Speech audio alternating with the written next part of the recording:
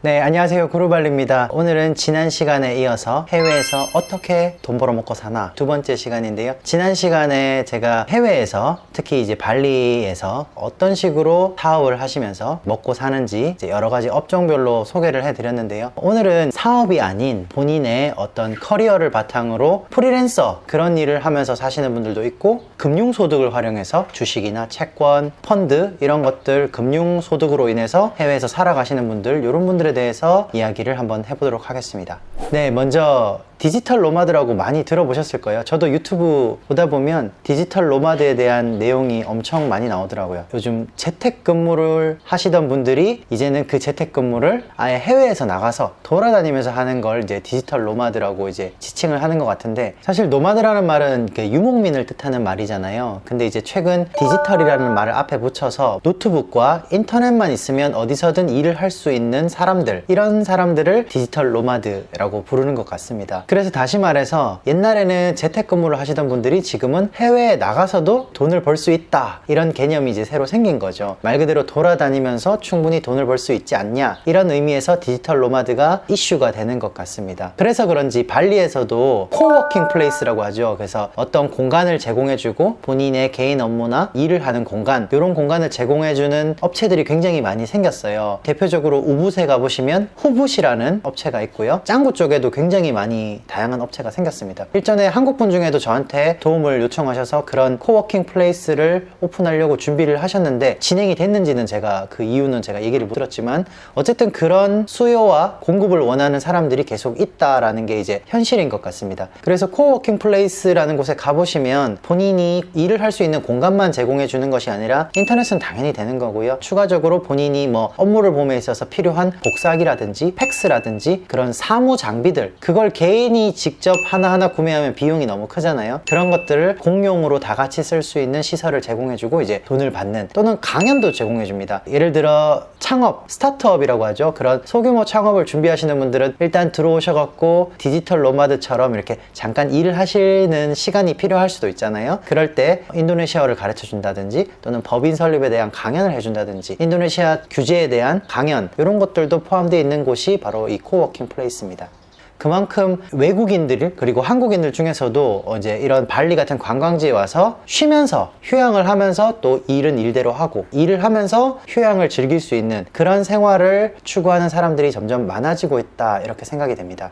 다만 제 생각으로 디지털 노마드라는 것은 사실은 누구나 할 수 있는 그런 일은 아닌 것 같아요. 왜냐하면 디지털 노마드라는 게 결국은 자신의 전문 커리어, 전문 직업적 능력이 있어야만 사업주가 용역을 주겠죠. 그게 안 된다 그러면 사실은 본인이 돌아다니면서 일을 하고 싶어도 일감을 주는 사람이 없을 겁니다. 다시 말해서 아무런 능력이 없는 사회초년생이 나는 디지털 노마드를 해야겠다라고 하면서 전 세계를 돌아다니면서 일을 할 수 있는 그런 생활, 그건 사실은 존재하기가 힘들지 않나 라고 저는 개인적으로 생각을 합니다. 어떤 한 분야의 전문적인 지식을 가지신 분들, 이런 분들이 이제 주로 디지털 노마드에 적합한 분들이라고 생각이 되는데, 소프트웨어 디벨로퍼라든지 뭐 웹 디자이너, 또는 그래픽 디자이너, 회계사, 법조인, 작가, 뭐 이런 분들이겠죠. 전문 직종에 있는 분들, 굳이 손님을 다이렉트로 대면하지 않아도 뭔가 일거리를 받아서 처리를 할 수 있는 그런 분들, 또 뭐 어떤 게 있을까요? 인터넷 강사도 가능할 것 같고요. 인터넷 마케팅 하시는 분들, 또는 요즘 최근에 뜨고 있는 글로벌 셀러, 아마존이라든지 이런 글로벌 셀러, 이런 거 하시는 분들, 요즘 유튜브가 대세다 보니까 유튜브 하시는 분들, 또는 블로거, 또는 유튜브를 비디오를 에디트하는 에디터, 이런 분들이 주로 이제 디지털 노마드에 적합한 직종이라고 생각이 되는데, 물론 이거 외에도 더 다양한 업종들이 이제 있을 겁니다. 물론 작가나 유튜버라든지 블로거, 이런 것들은 사실은 나이대나 뭐 전문 지식 이런 거랑은 사실 상관없죠. 마음만 먹으면 누구나 시도할 수 있다고 생각이 됩니다. 어린아이들부터 사회초년생들 누구나 할 수 있는 분야가 이 블로거, 유튜버, 또는 작가, 글을 쓸 수 있다면 누구나 할 수 있는 거죠. 다만 저도 블로그를 지금 하면서 느끼는 거지만, 본인의 이 깊이, 내공이라 그러죠. 전문적인 지식이나 이런 내공이 없으면, 특별한 끼가 없다라고 하면 소스가 굉장히 빨리 떨어집니다. 그러니까 지속성이 떨어진다는 거죠. 단순하게 뭐 몇 번 재밌게 찍을 수는 있을 것 같습니다. 그렇지만 그거를 지속할 수 있는 능력이 되냐, 이 일이라는 거는 그렇잖아요. 하루 이틀 일해갖고 평생 먹고 살 수 있는 게 아니잖아요. 매일매일 일을 하고 그리고 또 쉴 때는 쉬고, 이런 게 가능해야 되는데 본인의 내공이나 전문적인 지식, 역량이 없다고 한다면 어떤 작가든 또는 블로거든 유튜브든 지속성이 굉장히 떨어진다라고 생각이 됩니다. 저 또한 유튜브나 블로그를 함에 있어서 새로운 아이디어를 계속 생각해낸다는 게 굉장히 어려운 작업이더라고요. 좀 부담도 느끼고요. 그러다 보니까 더 공부를 열심히 하게 되고, 더 자세하게 제가 공부를 하고 여러분들한테 소개를 해드려야 되겠다라는 더 막중한 책임감 같은 게 점점 생겨요. 그것처럼 본인이 준비가 안 돼 있는 상태 같으면 사실은 디지털 노마드 하고 싶다라고 해도 바로 시작할 수 있는 그런 분야는 아니다라고 저는 생각이 됩니다. 뭐 디지털 노마드든 재택근무든 아니면 어떤 자기 사업을 준비하든 사실은 본인의 충분한 준비 기간, 그리고 역량, 어떤 자신감, 뭐 이런 것들이 다 복합적으로 이루어져야 시작할 수 있는 거다라고 생각이 됩니다. 그리고 한 가지 더, 국내가 아닌 해외에서 디지털 노마드를 계획하고 계신 분들이 있다면 또 한 가지 고려하셔야 될 점이 비자 부분입니다. 디지털 노마드를 하시는 분들 중에 물론 해외에서 사업자를 내고 오래 하실 분들도 있겠죠. 그렇지만 그건 디지털 노마드가 아니잖아요. 한 곳에 정착하는 거니까. 디지털 노마드라는 거는 계속 돌아다니면서 일을 하시는 거잖아요. 그러려면 사실은 거의 관광 비자로 체류를 하시게 되는데, 이런 경우 우리나라가 다행히 한국인으로서 자부심을 가져도 되는 게 전 세계의 가장 많은 국가를 우리가 무비자로 방문할 수 있는 국적이 바로 한국입니다. 넘버원이잖아요. 그건 참 좋은데 그렇지 않은 나라들도 있거든요. 그리고 이제 무비자 체류 기간이 짧은 나라도 있습니다. 인도네시아만 하더라도 무비자 체류 기간은 30일이죠. 물론 이제 도착 비자를 구매하시면 30일 추가로 연장이 가능하지만, 그리고 베트남 같은 경우도 15일이 무비자입니다. 만약에 15일 체류하시고 출국하셨다가 다시 베트남을 들어가시려면 한 달은 원래 기다리셔야 돼요. 만약에 그 이내에 베트남 들어가시려면 비자를 받고 들어가셔야 되거든요. 무비자로는 안 됩니다. 이런 부분까지 고려하셔서, 다시 말해 비자 부분까지 고려하셔서 디지털 노마드 계획을 세워야 한다. 말 그대로 더 철저하고 꼼꼼한 준비가 필요하다. 이렇게 정리를 하면 될 것 같습니다.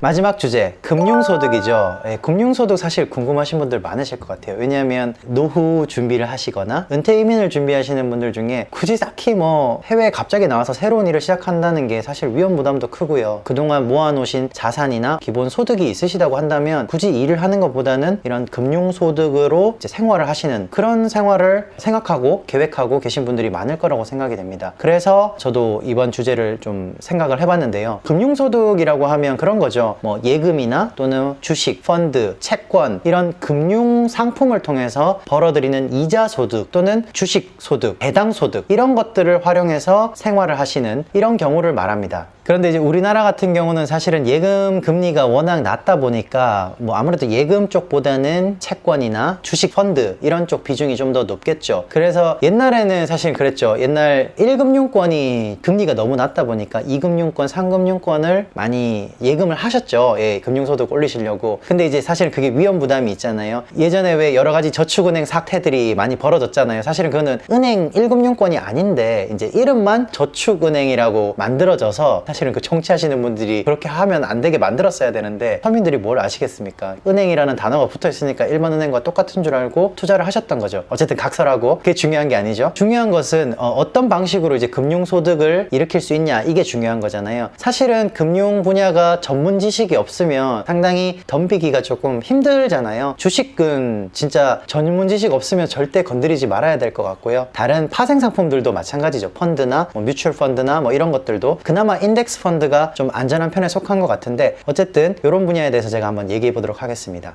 네, 먼저 주식 투자에 대해서 얘기해 볼게요. 주식은 사실은 준비가 안 됐으면 하지 말아야 될 분야라고 저는 개인적으로 생각하는데, 보통 주식은 장기 투자라고 많이 말씀하시잖아요. 저도 진짜 한 10년 바라보고 가치 투자를 했습니다. 근데 올해로 벌써 10년이 흘렀어요. 보통 주식 하실 때 그렇게 얘기하시잖아요. 무릎에서 사서 어깨에서 팔아라, 이런 얘기 많이 하시잖아요. 저는 10년이 지나서 이제 쭉 차트, 10년 차트를 보면 진짜 어떤 생각이 드냐면, 와, 나는 진짜 귀에서 사서 지금 발목에 가 있구나, 딱 이런 생각이 들거든요. 남들은 무릎에서 사서 어깨에서 팔라는데 저는 어깨보다 더 귀에까지 올라왔는데 그걸 저는 샀어요. 귀에서 제가 사서 한 가슴까지 내려왔을 때 이거다, 물타기 해야 되네. 그래서 더 집어넣습니다. 왜냐면 이제 평단가를 좀 낮추고 싶었던 거죠. 그러면 나중에 올라갔을 때 좀 수익이 더 크다고 생각을 해서 귀에서 가슴까지 왔을 때 물타기에서 한 목 수준까지 만들어 놨습니다. 근데 목 수준에서 지금 10년이 지난 시점에는 발목에 와 있습니다. 무릎도 아니고요, 발목입니다. 사실은 저는 뭐 누구나 제가 이름만 말하면 야구 10개 구단 중에 있는 팀이에요. 이 회사가 정말 이름만 들으면 그 분야에 있어서는 독보적인 회사인데, 저는 10년 정도 같이 투자하면 될 줄 알았어요. 그리고 그때 당시에 이제 회사의 뭐 펀더멘털이라든지 이런 재무 상태 이런 것도 참 많이 보고 공부하고, 그럼에도 불구하고 앞으로 어떤 이 회사가 가지고 있는 기술이 계속 우상향하지 않겠나 이렇게 바라보고 투자를 했는데요. 계속 여러 가지 사건 사고가 터지고 나라의 정책이 바뀌고 이 회사가 가지고 있는 계열사들의 부채를 감당을 하면서 회사가 계속 나락으로 빠지는 우하향 곡선을 그냥 10년째 그리고 있습니다. 아마 저기 10개 구단 중에 찾아보시면 나올 수 있어요. 사실 이 주식을 왜 샀냐면요, 제가 10년 전에 회사 다닐 때 제 회사의 바로 밑에 후임이 우리 계열사 사장님의 아들이었어요. 그래서 뭔가 계열사 사장 아들 정도면 소스가 좀 있지 않겠나 라고 이제 막연한 기대를 했죠. 그래서 소스를 2개 정도를 던져줬습니다. 하나는 테마주였고 하나는 이제 대기업 큰 회사였죠. 근데 저는 이제 그 테마주는 대통령 대선이랑 연관이 있어서 제가 사실 그때는 이제 정치에 그렇게 관심이 없었기 때문에 테마주는 또 올라갔다가 내려갔다가 막 이러잖아요. 그래서 그거보다는 회사가 가진 역량을 믿자라고 투자를 했었어요. 근데 이제 그게 지금 이 꼴이 나 있는 겁니다. 다행히 그나마 제가 작년에 한국 들어갔을 때 계좌를 체크를 해봤어요. 체크를 해봤던데 생각지도 못한 배당 소득이 들어와 있더라고요. 다행히 그걸로 소주 한 잔은 마셨습니다. 그래서 그걸로 그냥 위안을 삼았는데, 아무튼 이렇게 주식은 사실은 안전자산에 속하진 않고 공부를 많이 하시는 분들한테 적합한 분야라고 생각을 합니다. 그럼 다시 본론으로 들어와서 주식은 그냥 제 푸념이었고요. 인도네시아를 제가 예를 들어 해외에서 어떤 식으로 금융소득을 만들 수 있는지 한번 얘기를 해보겠습니다. 먼저 가장 기본적으로 예금금리죠. 예금, 인도네시아는 우리나라보다는 그래도 많이 예금금리가 높습니다. 지금 현재 2019년 6월 기준으로 아직 예금금리가 7%대입니다. 7%를 받을 수 있는데, 물론 이 예금금리로 인해서 예금 이자 소득을 올리시려면 어느 정도의 최소한 자본금 규모가 있어야 되죠. 가령 예를 들면 뭐 자본금이 한 2, 3억 정도 되신다, 한국 돈으로. 인도네시아 시중은행에 넣어두시면 약 7%대의 이자를 받을 수가 있습니다. 7%대라고 감안을 해보면 한국 돈 3억을 예치를 해둔다라고 하면 한 달 금융소득, 한 달 이자 소득이 약 140만 원 정도, 한국 돈 140만 원 정도 발생이 되거든요. 물론 이 140만 원은 20% 이자 소득세, 세금 20%를 떼고 난 세후 소득입니다. 140만 원 제가 계산을 해보니까 140만 원 정도 나오더라고요. 그래서 이 140만 원 정도면 물론 넉넉하진 않죠. 넉넉하진 않지만 인도네시아 돈으로 환산을 하면 그래도 한 1,800만 루피아에서 2,000만 루피아 정도 되는 돈이니까 이 정도면 그래도 생활비는 어느 정도는 커버가 되지 않나, 저는 이렇게 생각이 됩니다. 물론 이제 금액이 더 크면 그만큼 이자 소득이 더 커지니까 그거는 이제 본인이 생각하고 계시는 거에 따라 준비를 하시면 되겠죠. 그리고 금액이 커지면 은행이랑도 어느 정도 내고가 됩니다. 예를 들면 제가 지난번에 시티은행 이제 설명회 듣고 왔었잖아요. 시티은행 같은 경우는 한국 돈 한 2억 정도 이상 넣어 놓으시면 세전 7.75% 정도 받으실 수 있어요. 7.75%에서 이자 소득 20% 떼고 이제 입금이 되는 거죠. 그걸 매달로 내가 이자 소득을 받아도 되고요. 또는 나는 당장 생활비는 필요 없다, 그걸로 복리를 만들겠다라고 하시면 이자 소득을 다시 그 다음 달에 원금으로 이제 복리로 합해서 또 이자 소득을 또 발생시킬 수 있습니다. 이런 식으로 금융소득을 올릴 수도 있다라는 게 이제 첫 번째고요. 여기서 조금 더 나아가서 예를 들어 이제 전 세계 이제 시장 정세를 조금 읽으실 수 있다 그러면, 앞으로 미국이 금리를 어떻게 변동시킬지는 모르겠지만 인도네시아가 지금 작년에 미국이 금리를 올리니까 여기도 이제 어쩔 수 없이 금리를 올린 거예요. 왜냐면 환율 방어를 어느 정도는 해야 되니까요. 그래서 금리가 작년에 5%대였다가 지금 7%대까지 올라간 거거든요. 근데 다시 계속 올려놓을 수가 없죠. 금리를 어느 정도는 조금 낮춰야 될 겁니다. 그래서 만약에 지난번에 제가 시티은행 이제 설명회에서 들은 것처럼 앞으로 장기적으로 7월, 8월에 금리가 내려간다라고 이제 예상이 된다고 하면, 금리가 내려가면 아무래도 채권이 강세를 좀 보이잖아요. 그래서 채권을 사실은 지금 사두시면 더 많은 소득이 발생할 수도 있다, 이런 생각이 듭니다. 채권은 물론 사채도 있고 회사채도 있고 국채도 있죠.